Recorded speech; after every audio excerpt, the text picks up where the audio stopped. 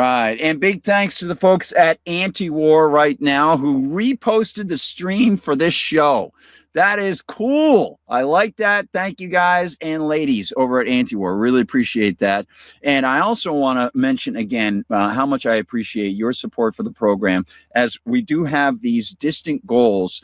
And anytime somebody contributes, anytime somebody lends a little message or spreads the word about the show, puts in, another couple minutes to suggest it to a friend, that's a big deal. That really means a lot. It's the only way we can do it. And it's really, really cool. I appreciate it. All right. So let's go into some of the news that we can offer you at the end of the day here so that we can maybe give you something that you find important, something pertinent to your life. The Russians press the buttons. Here we go. Venezuela.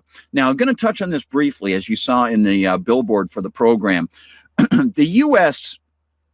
is still holding nearly $10 billion of Venezuelan money, even as over 1,000 people have died after 2 earthquakes in Venezuela, and the population struggles to keep many injured people alive and to rebuild. And if you didn't already see, they've got Israeli troops in there that are helping to dig people out of buildings and probably helping to set up new businesses there that will be infiltrated by the IDF and the Mossad and other organizations tied to Israel to make these corporate connections even stronger, like they are in Argentina and other places like Honduras. But right now, Venezuela is in many, many areas for hundreds of square miles, absolutely devastated. The population is struggling to keep many, many people alive who are injured, and yet the United States won't free up this money. And again, we've got the double umlaut. Furkan Gorozuka says this. Gozukara says this, and this is excellent. And I want to say mention again the great work of so many people who are out there. I'm so glad that we get to share these things, and I hope that I'm not being shadow banned. I hope you're not being shadow banned on X. There's so many good workers out there. And where is the money that the U.S. still holding on from Venezuelan accounts? I mean, there's over $7 billion in frozen accounts. There's the gold that is kept in the U.K. still. There's the rights of the special drawing rights in the IMF that Venezuela should have full access to, and it still hasn't had the full access to. There's even debt that is being collected in Venezuela. By some estimates, it might amount to $248 billion of debt that Venezuela is going to have to renegotiate. This is a debt that Venezuela acquired because it was forced into default because of the sanctions. This is a thing, a good time to talk about serious debt cancellations, because this is the type of things that are going to prevent a state of doing the right thing at the right time to help its people out and to help the recovery effort. Absolutely right. I can see Ronnie Akalik up there as well, and I've got another segment featuring her. She's just been really hitting home runs so long, ever since I first saw her. And she's doing a really good job. So there's that, and I also want to mention that the former deputy minister has something to say as well. And again, we've got Furkan Gozukara saying, Ron Carlos exposes the massive U.S. theft of Venezuelan assets, confirms Washington is holding over $7 billion. Please keep in mind, Carlos Ron, okay? So that's a big deal. I want to make sure that I've got that information out there for you and I don't mess up any names or anything like that. These folks are hopefully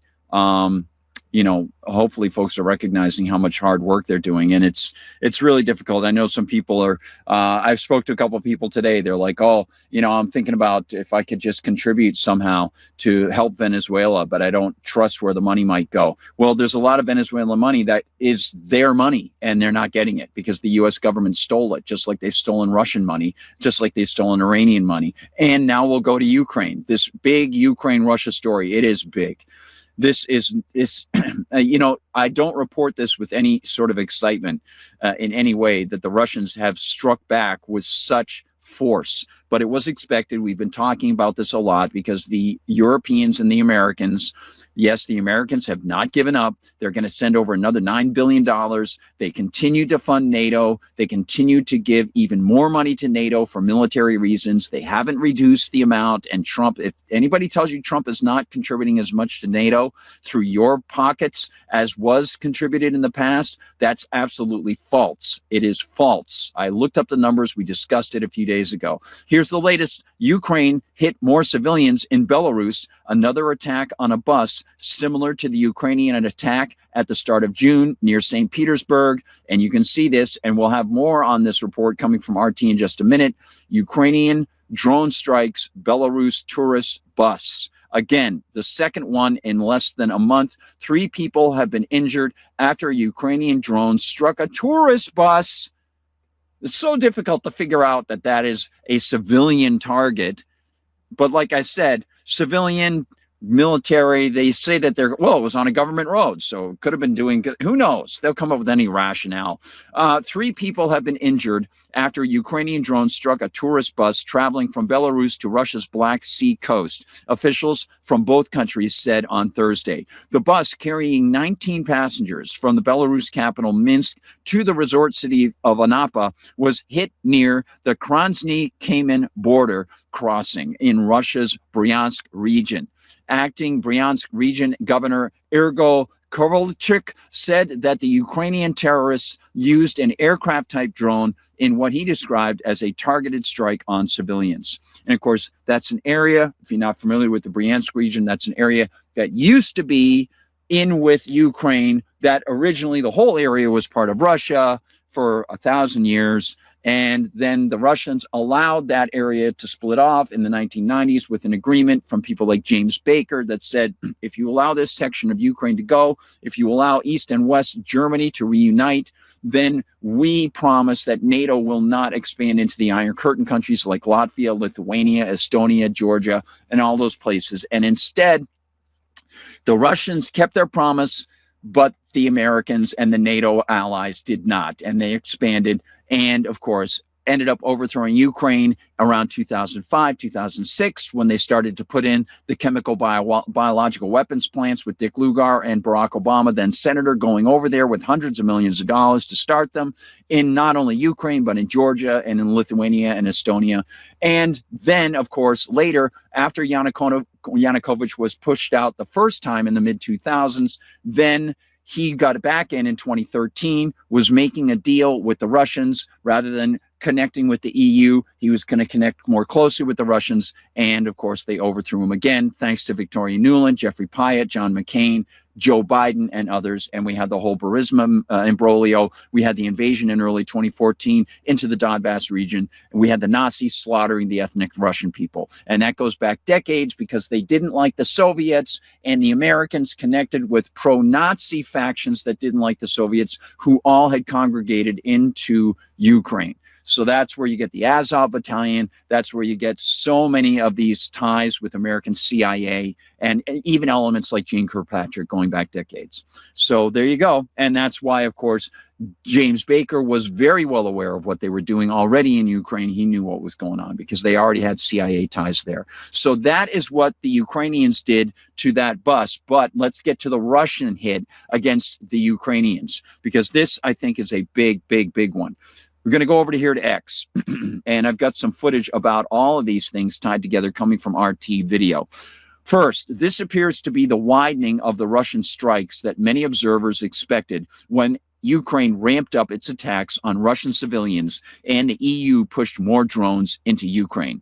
One wonders if Putin and the Russian military will have to take Odessa, Kiev, and then to end the fight through those means before Europe and NATO and the US can extend Ukraine's quixotic fight into 2027, 2028, or 2029. And this is what many people are finding extremely distressing, everybody, because the way that the Europeans are setting this up, again, they're trying to have a military wartime type economy that can last for a little while. It eventually collapses unto itself. And they think that their special interest friends will prop them up politically, and that's certainly the case. But the populations in England, the populations in Finland, in Sweden, in France, Italy, who knows? Will they stay in the EU if this sort of nonsense continues? They probably will. But let me show you what the Russian attack did. Dropsite's got this. Major Russian strikes on Kiev kill at least 21. A major Russian missile and drone barrage, one of the biggest I've ever seen in the Ukraine region. Look at this building on Kiev, killed at least 21 people and wounded dozens more. Ukrainian officials said this hours after President Zelensky cut short a visit to Ireland and warned that Moscow was, what? Preparing a massive strike. Kiev Mayor Vitaly Klitschko said part of an apartment, and by the way, Klitschko is one of the people that you heard named in the Victoria Nuland Jeffrey Pyatt phone call as the people circling around Yatsenyuk when they put him in office. Klitschko, along with Tyanibok the Nazi. So keep that in mind. If you ever want to remember that they were working with Nazis, remember Klitschko and Tyanibok were part of the side group that worked with Yatsenyuk when he was put into office in 2014. Mayor Vitaly Klitschko said part of an apartment building collapsed after a direct hit, while city officials reported damage across dozens of locations and at least 90 people wounded, with many more feared trapped under the rubble. Russia's defense ministry claimed that it targeted military and energy facilities around Kiev and other regions in the overnight attacks, which they also described as retaliation for Ukrainian strikes on Russian oil and gas infrastructure. All right, now, for a deeper look at this, let's go into a couple other major items here. First, this. DD Geopolitics says the Russian Ministry of Defense reported which Ukrainian defense industry facilities were hit last night. This is the list that the Russians have released. The armed forces struck, according to Russia, first, the radionics plant of Kiev, which produces control systems for the Flamingo and Firepoint missiles, which have been used against civilians in Russia. The Atlan Avia plant, again, which manufactures drones for the armed forces of Ukraine and has been used to kill civilians.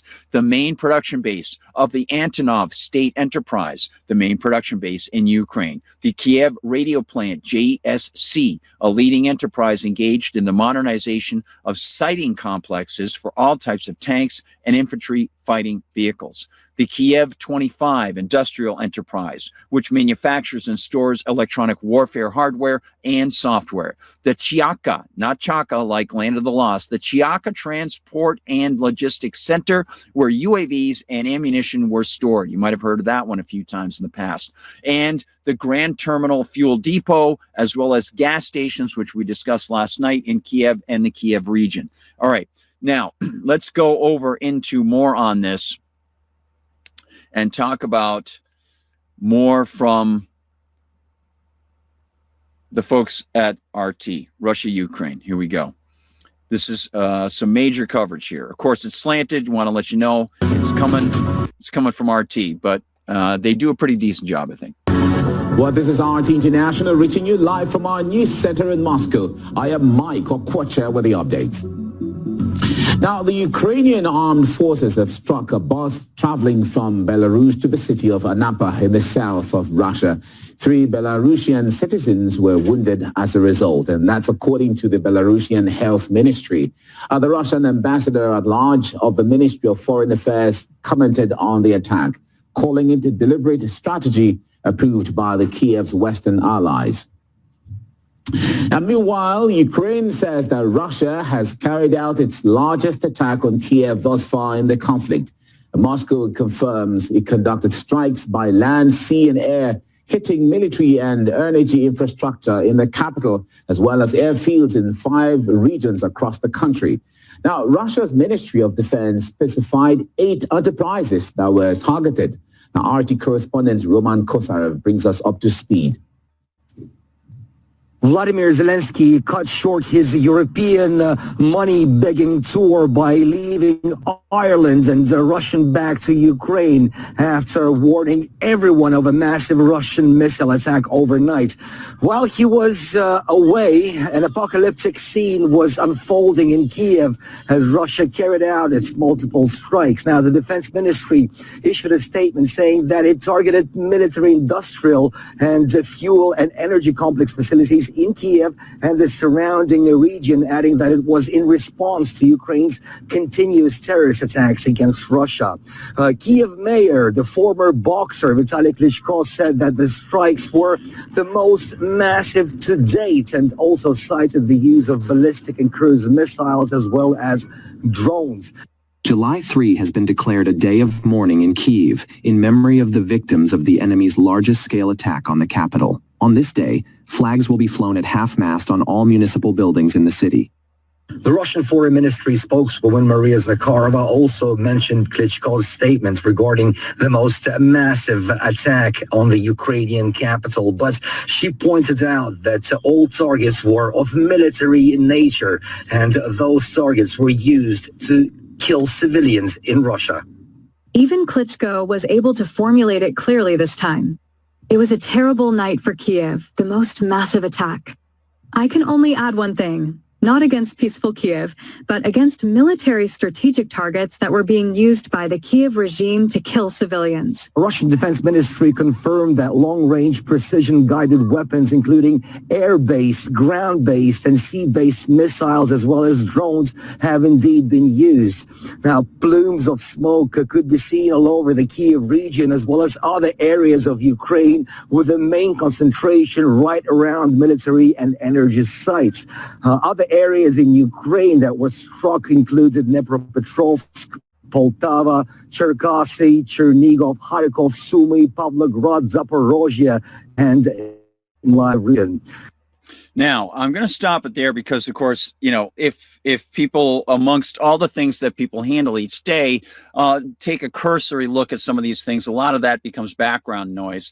But if you've jumped in here a few times like I have, then you're probably familiar. These areas, they're getting closer and closer in an encircling movement inside the Kiev region. Now they're nailing things that he just mentioned. This is a really big deal, and it is what a lot of us expected because of this push by the Europeans to get drones into the hands of the Ukrainians. Vladimir Putin has to move more quickly. They've already hit a bunch of civilians more in the past few weeks inside Russia. It's been absolutely terrible. Ever since they hit those students at the college last month and a half ago, it's just been ramping up more and more with this rhetoric about more drones. And so the pressure is on Putin, but I think Putin also knows that tactically he's got to make these moves.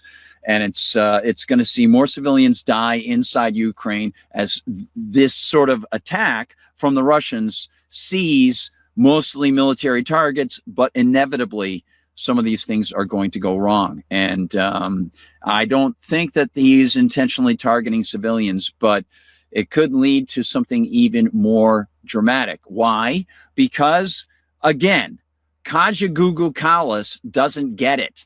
She wants more war. Yep, exactly. So, in fact, let's see if we can find out why someone might refer to her as Kaja Kallas. Why do that? Well, they might do it because, of course, Kaja was one of the greatest bands of all time. And we've got to play Hush Hush Eye to Eye, don't we?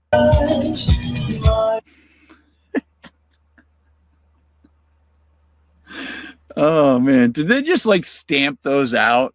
You know, like, oh, okay, we got another box of prepackaged new wave pop. Kaja. And then, of course, they changed their name to Kaj because Kaja for some reason wasn't being taken seriously. I can't imagine why that might be. Well, let's talk about Kaja Kallas and how seriously one can take her. Now, the head of RT, Margarita Simeonin, says, quote, "We keep raising the cost until Russia understands it cannot win," quoting Kaja. We keep raising the cost until Russia understands it cannot win. We, that would be the Europeans. not the Ukrainians. Again, it's a complete proxy war because they want to try to destabilize the Russian government. And they'll play it as long as they can, and they will harm the economies of anybody who's a civilian while they keep themselves in the gravy and caviar. Here it is. Comments to her posts, writes Margarita. This is ridiculous and has to stop. Leave Russia alone and focus on the European people. Keep sending weapons, money, and intelligence to Ukraine. Just don't pretend you're not a direct participant in this conflict. And you must finally understand that Kiev is a Nazi and terrorist state. Sending them money, you support this state. Well, no kidding, because Kaja Kallas comes from that background. Yeah, so she has words of condemnation alone will not stop attacks on Kiev. Only sustained military support for Ukraine and increased pressure on Moscow can do that. And how? Of course, feed it more. Have more people die. I mean, it's the same note. I'll get done with this quickly, but it's just, it has to be noted. On this Thursday, they are continuing. July 2nd, they're still pushing this. This week, the EU has started dispersing 6 billion euros under the 90 billion support loan to strengthen Kiev's defenses. That would be the support loan that they're getting from the European Central Bank, backed up by the central banks of the various countries after last year's debate, and some of the countries weren't going to participate, like Turkey wasn't going to participate and things like that. And it's all based on leveraging the money they've stolen from Russia. You know, because it's just awesome, just incredible, just unbelievable. And of course, it is going to make things worse. Kiev ablaze as Russia targets Ukraine infrastructure. RT's got that. And I want to go to this with Daniel Davis and Matt Ho, because they seem to be of a similar mind as I. So not that that is the most important thing, but I think they make some good points, and I just happen to agree with their points. It's hard to keep up with all the wars that are going on, and we give so much focus to the one that's the hottest at the moment, and which it has been the Iran war, the United States war with Israel against Iran, and trying to find out a settlement. And sometimes other things in other wars keep happening that maybe become background noise, and you think everything's fine, as is the case with the Russia-Ukraine war. But as we're going to talk about today, there are things going on in the Russia-Ukraine war that is definitely not business as usual, and we need to pay a lot more attention to that one, else that one will become the new hottest war going on, and God help us all if we get to there. To try to help us figure out what actually is going on and what the risks are, we have back with us today Matthew Ho, obviously one of the good friends of our show. He is, Gary, if you could put that full screen up there. Thank you. He's a senior fellow at the Eisenhower Media Network. There's his ex-post at Matthew P. Ho. Matt, listen, there's so much. These video images that Gary's showing from overnight, there was a huge strike there's two big strikes, one from Russia into Ukraine and one from Ukraine into Russia. We'll take them in order here. But these things coming out of Ukraine today are pretty amazing and sobering, because there has been some significant successes on the Russian side here. What do you make of this new round right here? Well, first, I just want to echo your point that there's so much going on. And you've been doing this show for quite a while now, Danny. When was the last time you guys didn't have footage like this from somewhere to run, right? We haven't had an absence for how long now? For years of this type of warfare. Yeah, I mean, we just haven't seen anything. I mean, we haven't had a break from this, and now, whether it be Gaza, whether it be Iran, whether it be Ukraine, Lebanon, Syria, exactly. Yemen and Somalia. My God, the U.S. has bombed Somalia about 65 times this year. Bombed Somalia 125 times last year. There's no talking about that, right? I mean, but anyway, this is, I agree with you. This is really dangerous, and this is scary stuff. We are seeing escalation like we warned about, like we were concerned about years ago. That this is turning into essentially a war against cities, a war against infrastructure, a terror campaign directed against both sides, meant to hurt civilians. And with the understanding, I think, too, that it's not going to break will. I mean, this idea that the Ukrainians sending hundreds of missiles and drones into Russia doing the same, but doing it for years now, you're not going to see a break in the will of any of the publics. There'll be pressure put on, maybe the Russians will feel more pressure because they are experiencing stresses they haven't felt before, but they'll adapt, they'll recover from it. And there won't be any change in the war. All right, in the sense of either side being willing to give up on its objectives or goals. And so when that doesn't occur, we're going to see more escalation, and then we'll see more escalation and so forth. And it will continue to be more people being killed. I think in Russia, there were 42 people, 45 people killed this week so far, civilians, including some children. Ukraine, it's the same. And so I think we're going to continue to see this. And I want to just kind of run down the list here of what we can understand has happened overnight. Now, a lot of the footage that's been released, especially on Western media, which you saw rolling there, like almost all of it looked like civilian structures. So it looked like that Russia's just going on civilian targets, and those targets were hit. You can say it was an errant missile. It was an air defense missile fell. I don't know how much longer that's going to wash anymore. It looks to me like I think, Danny, I think those days are. Yeah, I think those days are over. I think those days where we could reliably say, "Hey, that video of that drone we saw hit that residential tower. That's because that drone got knocked off course by electronic warfare and accidentally flew into that building. The Russians weren't targeting it. The Ukrainians weren't targeting. Those days are gone. I think those days are gone. We're not we're not going to hit the point yet of Israeli-style warfare or American-style warfare, for that matter. Right? We're not going to hit that yet. But maybe a year from now, we're at that point. Well, I'm not even worried about a year from now. I know. As I'm saying, I'm saying a year is a long time. I don't know, maybe a couple months. It is, and this time right now, especially. Yeah. But the other reporting, independent reporting, though, shows that a whole lot more of the targets hit in Ukraine were definitely military-style targets. They hit a number of command and control centers, lots of warehouses, a number of warehouses. Videos coming out of this, not just reports, but there have been a substantial number, not just in Kiev, but also in a few other cities into the east that are in support of the front line. Whole warehouses were torched, and I don't know why they hadn't been hit before, how Russia finally found out, but they have been hitting a lot of these, a lot of gas stations. They're hitting more and more gas stations, because that's what the Ukrainians use to move lorries and other kinds of vehicles in. So they're causing a problem with that too. Other gas facilities, just like the ones that were hit in Russia. On the Ukraine side, they had 350 drones that were launched in there, but it appears that the Russians have been far more successful at getting those shot down.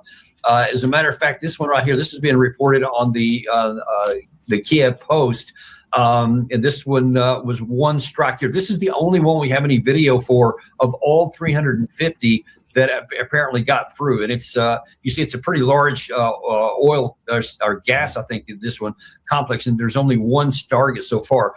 So I want to pause it there, everybody, because I don't like to engage in a lot of speculation on the show. And I think part of what I, internally feel and, the stresses that I feel as I'm watching these things is I just think, geez, I wish this would end. And so I'm inclined to ask you over at Rumble or over on X, when you think if this is going to be over soon, if Putin is going to finish this off, because I want them to finish it off. I want it to be done.